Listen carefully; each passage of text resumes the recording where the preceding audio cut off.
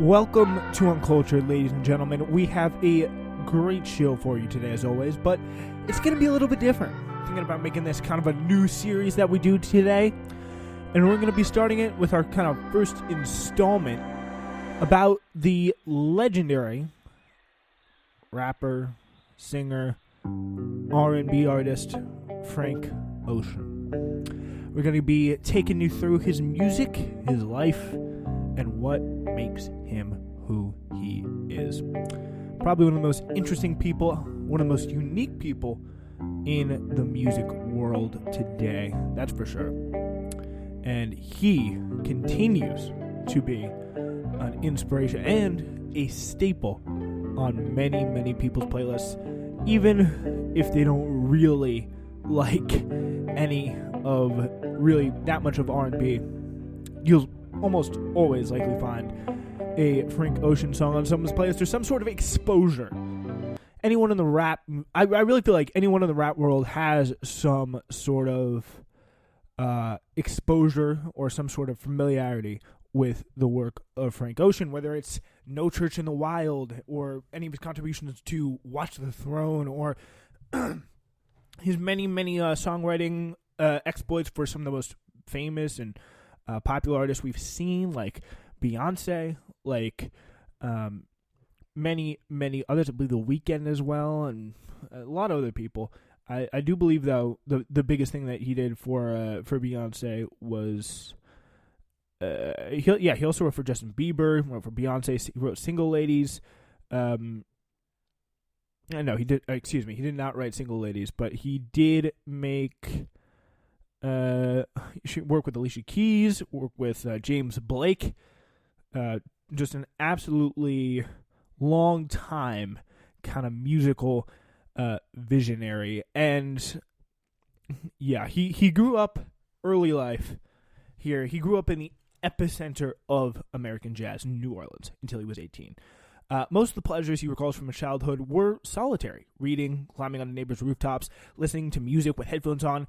Frank tried various team sports, but didn't stick with any because, as he puts it, I didn't enjoy things I couldn't envision myself being the best at. And really, that kind of quote to me describes a lot of who Frank Ocean is and the approach that he takes with his music. He expects from himself and everybody else around him really nothing but the best. And while we will focus this episode in kind of a retrospective, take a look back through the career of Frank Ocean up to this point, we will focus it mainly on the music of him, formerly Lonnie Brew. I don't know how you would say that. Now he's changed his name to Christopher Francis Ocean, kind of as he started his music career. Fully now Frank Ocean. Frank was raised by his Pentecostal evangelical grandmother, but unlike other artists such as Anderson .Paak, he did not get his musical start in the church. In fact, never took stage at his church throughout his entire childhood. Frank reminisces on his time in the church at one of his earlier Tumblr posts, saying, quote, "I never sang or played in church, though. Unfortunately, I remember being kind of intimidated by the idea of it, actually. Church was the hood Juilliard. To me, all the coldest musicians came out of there." And I mean, that kind of just shows you his kind of very, very interesting, very, very complicated sense of kind of personal self. He grew up under the supervision of his mother and his grandfather, Lionel, who became his de facto father for most of his childhood after Frank's father left the family when he was 6 years old. Lionel was an important part of Frank's childhood and was even the reason that young Christopher Brew became known as Lonnie, a nickname he still uses to this day.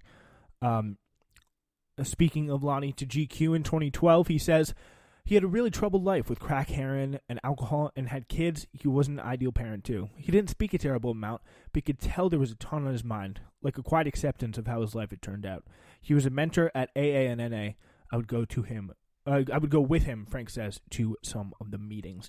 And yeah, these I really get the sense researching and kind of finding out more about like really what makes him tick. And there really is not too much to find out about him. A lot of the same stuff we've seen has been through kind of really just the few interviews that he's given, I think a few years back, many years back, because of course he's never really been the biggest fan of kind of music journalists, and he's always been a very, very private character, and kind of been one of music's biggest recluses, I guess. I kind of hate to use that term because that implies that he just sits away at home all day, which I think is far from the truth. But yeah, I think if we were going to talk about Frank Ocean's personality here, I think what you're talking about is somebody who is, at least in music, really kind of an alpha personality, kind of someone who will, like, he expects to be listened to. He knows who he is. He's very, very secure and knows what he can do, knows what he can't do. And when it comes to music, when it comes to really a lot of other things in his life, he will not take anything but the best. And sometimes that can make him unpopular. He was always been kind of considered as the quiet kid in the room from his time growing up in New Orleans up until kind of college age, where he lived there until he moved to Los Angeles in the wake of Hurricane Katrina, after his studio and all his kind of musical works were flooded almost, and he was kind of kicked out of house and home there almost.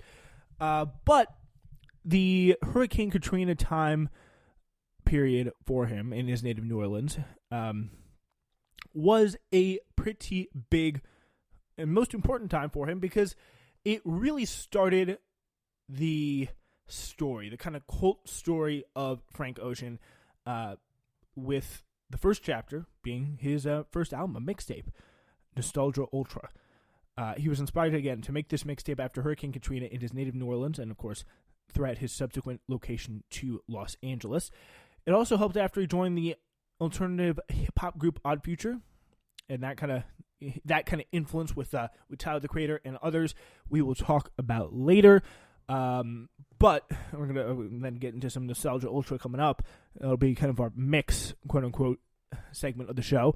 Nostalgia Ultra has a unique R&B aesthetic and features surreal themes and nostalgic lyrics. The song mostly focuses on interpersonal relationships, personal reflection, and social commentary. Following its release, the mixtape received rave reviews from music critics and really kind of made Frank the underground hit that he was today. It was a very, very popular mixtape. It was a very big online, very, very popular with kind of the young, kind of hipper crowd, as you can see. The cover, the iconic cover, features a picture of a bright orange BMW E30 M3, Frank's dream car, in plain sight amid lush greenery. In May 2011, Def Jam announced its plans to release the mixtape as an EP on July 26, 2011. However, the release of the EP was indefinitely delayed in July 2011 and has since been canceled. I mean, trust me, if that was released as an EP, I would want to know, because it would be downloaded on my Spotify account right away. But two singles were released from the aborted EP version, Novocaine and Swim Good. Both songs received music videos directed by an Australian director. And, of course, Ocean kind of got big after that and went on a tour. So, yeah. He made the decision really Frank, to get into music as a teen. And he kind of did neighborhood tours to fund his early studio sessions. After Hurricane Katrina hit his hometown again of New Orleans, he moved to LA to pursue a music career, had to juggle a lot of jobs, and finally, again, released it February 26th, 2011. It was recorded throughout 2010. Yeah, so the mixtape samples songs from Radiohead, Coldplay, MGMT, Mr. Hudson, and the Eagles, which Ocean sings over. Of course, some of those samples were just impossible to get cleared, which is a big, big deal. I don't want to seem... when he asked about why he uploaded songs in kind of in the way, when he posted his album, he uploaded the songs to iTunes, and he labeled it as bluegrass and death metal out of arbitrariness. When asked about why he did that, he said, quote, "I don't want to seem like I have a cause against genres, or maybe I do. Bluegrass is swag. Bluegrass is all the way swag." Yeah, I mean, I think a lot of people see him as kind of being like a quiet, like self-focused, kind of like Tom Brady-esque person. But I mean, I do think he kind of has that. A lot of people kind of like don't look at him as kind of a typical rapper, like look at him as like very serious, very head down, out of the way. But I mean, another thing we can explore around this is he does kind of like to have a little fun, and sometimes it could be in a pretty insane way, as we'll explore as well later in the show. In his own words, Ocean calls the album nostalgic, saying it's a longing for the past. That's what this record felt like. The lyrical content, according to Ocean, relates to heartbreak and other familiar tropes of interpersonal relationships. I wasn't trying to make a record that people could relate to. I was just trying to make a record with the shit I wanted to express, the shit that I wanted to get off my chest. A lot of this record is influenced by one relationship, but I don't owe the whole project to one situation. It doesn't matter what details of it are.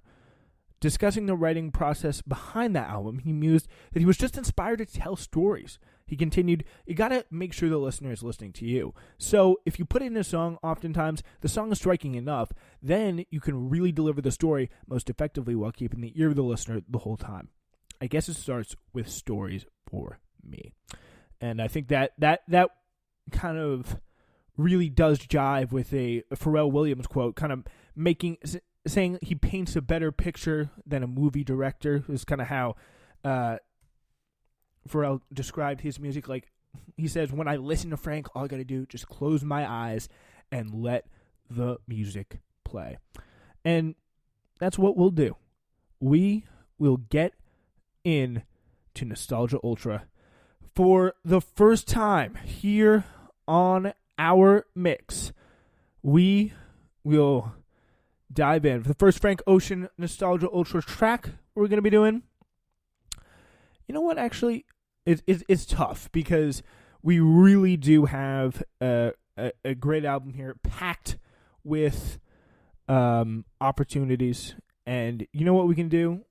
We'll do with one of my favorite transitions, actually, in Frank World, which is Bitches Talking Songs for Women. How about we start that off? So this first part is kind of, shall we just say, it's kind of like a little bit of an interlude, then we get into the songs for women. We get into it. Nostalgia Ultra, Frank Ocean, Bitches Talking Songs for Women, then we'll hit that up with Strawberry Swing and Novocaine.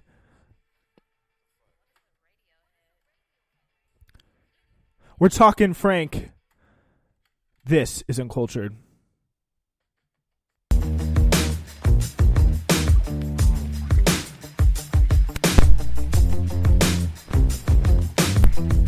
Starting off with Songs for Women.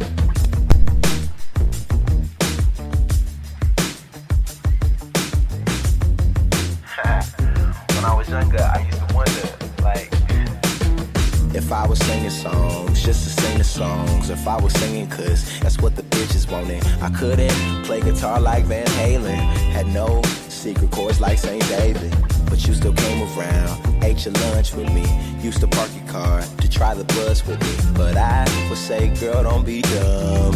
I'm riding shotgun. We could go to my house after school, after school, after school. Cause my dad don't clock off till late, off till late, off till late. We could kick it in the living room, looking through my whole vinyl collection. And you could teach me how to slow dance or something. And I'ma give you chills, harmonizing the oldest eyes in up. And every time somebody asks me if I sing songs to get at women, I say yeah, they say no fair is cheating. I say shit, oh well, oh well.